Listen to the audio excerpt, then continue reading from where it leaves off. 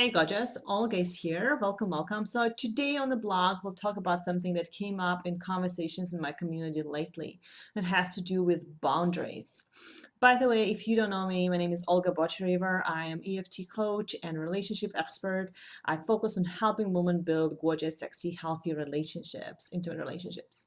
So one of the things that I hear a lot has to do with healthy boundaries and how people walking over me and how they're crossing the boundaries. So I wanted to address this one and kind of offer you a perspective that hopefully you'll find insightful and hopefully will really change you at the core and how you look at this issue and help you make changes on a deeper level. So the name of this video, the name of this blog is why I don't believe in healthy boundaries and what to do instead. And it might sound controversial because it's like, yeah, healthy boundaries are important. They are necessary for us to build relationships. So I wanted to invite you to consider this. Word boundaries itself has a very strong meaning that you're building something, that you're creating a fence almost around yourself and nobody allowed to cross the fence. So there's two problems with this. Number one, it's more of an external kind of thing, right? So you are thinking or perceiving this problem from the point of view is that they are doing something to you and you have to build a system, a protection to make sure that it doesn't happen.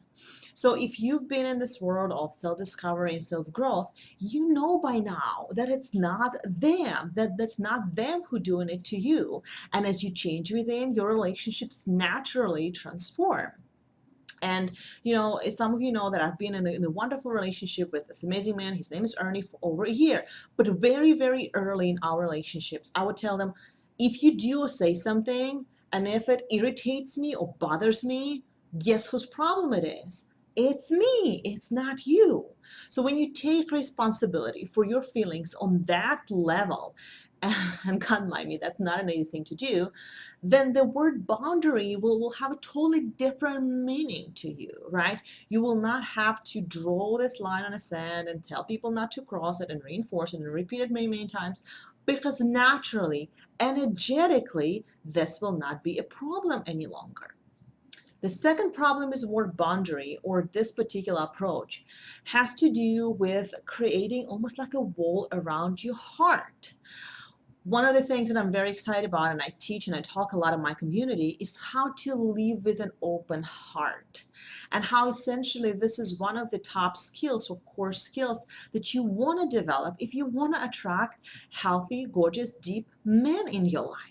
If you live with a closed heart, if you live with a heart that's surrounded by boundaries and walls at all the times, guess what's going to happen? The people who are emotionally unavailable will be your best match, right? Because they will be on the same level of consciousness. So when you think about this boundary, see if you can reframe it a little bit to where you can still create an attitude or philosophy that will help you develop this relationship with an opposite sex or with just about anybody in your life without putting yourself in a cell or cornering yourself. So there's three things that I recommend we do instead that will still allow you to reach the goal that you have without creating additional problems. So the first thing that I wanted to recommend, it has to do with tapping, of course, right? So many years down the road, like 5-6 years since I've been tapping and helping people, that is still my number one go-to tool for clearing emotional problems, for changing things. And literally today and yesterday, I was tapping on myself, I was tapping with clients, I was tapping with Ernie, we were sitting by the pool, we were tapping on the money blocks, and next thing the client comes in, bringing $5,000. I mean, it really does work. And the reason why it works is because it clears out all these beliefs and all this lies within you really, really fast, because you drop it from your head to your body and you start seeing things differently. So how does tapping comes useful when it comes to the boundaries? Tap on memories. All these other times when you were mistreated, when somebody walked over you, when somebody pushed your boundaries, go and tap on these memories. If you don't know how to tap on a memory, I'll make sure to drop a link so you can get a quick, I think it's a free video or 2 video training that tells you step by step on how to tap on those memories so they really are cleared up.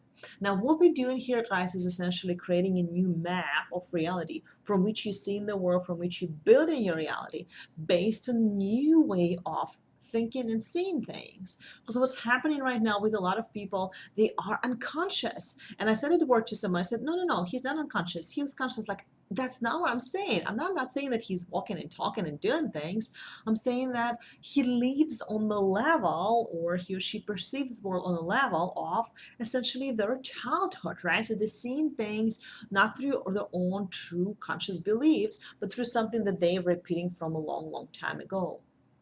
And so when you tap on these experiences and when you change them, there's a gorgeous, very, very clear process in Faster EFT that we use to make those changes really, really fast.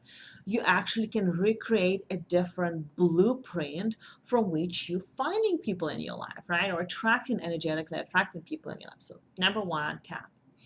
Number two thing that I recommend, which is very powerful, something that I've learned a few years ago, and I was listening to an interview by Deepak Chopra, and somebody asked him, well, what's number one tool to attract a healthy, connected person in your life? And he said, well, that's easy. All what you have to do, you guys ready? Hope you're taking notes. All you have to do, he said, is take a list, write out on a piece of paper things that you want in that person to be, right? So do you want him to be responsible? Do you want him to be attentive? Do you want him to be generous? Whatever those things are, write them all down. And that he said, I bet a lot of you know this first part, right? But check out the second part. This is really, really juicy. And then he said, become that. Did you guys hear that? Become that.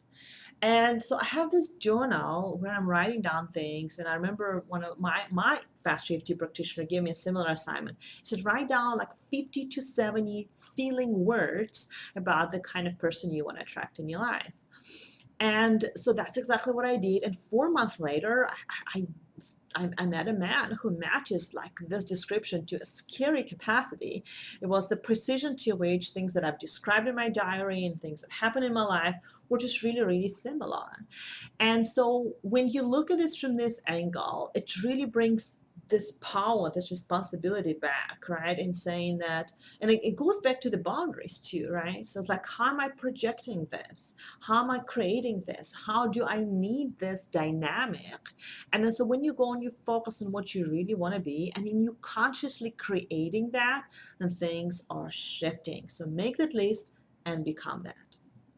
And finally, number three thing that, I'd love for you to experiment when I want to invite you is surround yourself with people on that level of mentality. Because if you're just doing it by yourself and you are all on your own and you don't really allow people to affect you on this level, then you will slip back naturally to the level of consciousness that is most comfortable. And unfortunately, that's the one where a lot of people stay stuck on and they're not happy. It's the survival level. That's the level of mediocrity, right?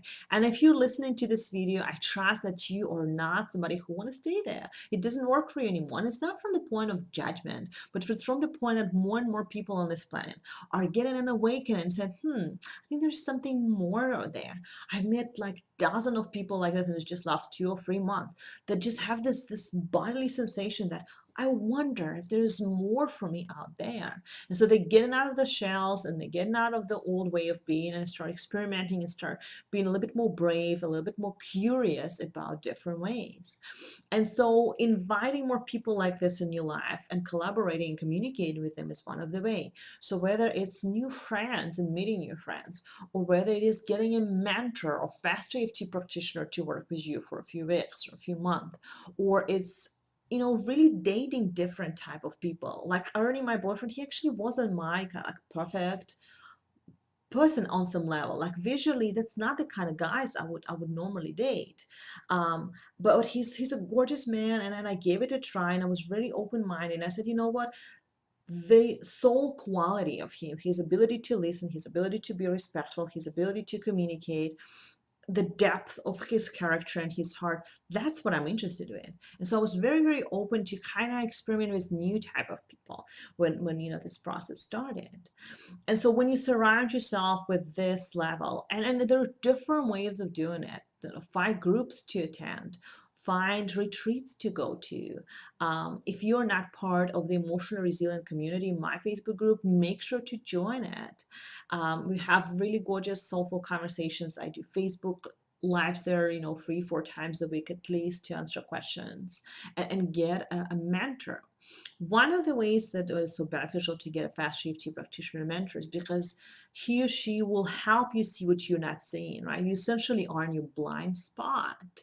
And so when you are in the picture, you cannot see the picture outside. You probably heard me saying that over and over again, but it's an absolute truth.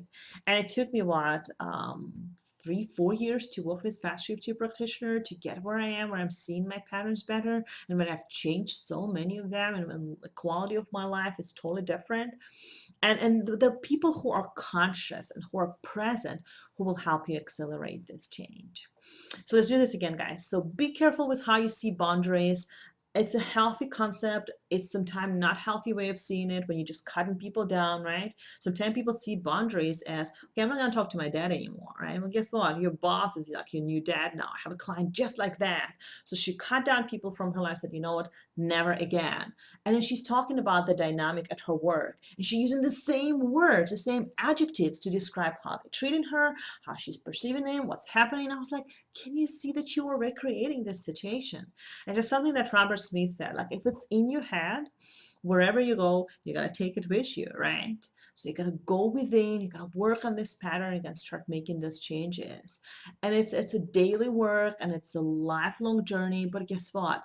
That's the only way, and it's really, really gorgeous. And your problems, the level of your problems will be different, and this process will be easier and enjoyable for you because your soul crave evolution. It's one of the needs, it's one of the core things that your soul want, right?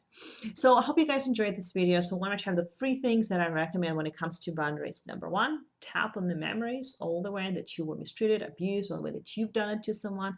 Clear it out. I'll make sure that there's a link for you to get the training if you're not sure how to tap on the memories and how to change the memories. Number 2, make sure that you make a list of things that you want your partner to be and become that, right? Practice those qualities.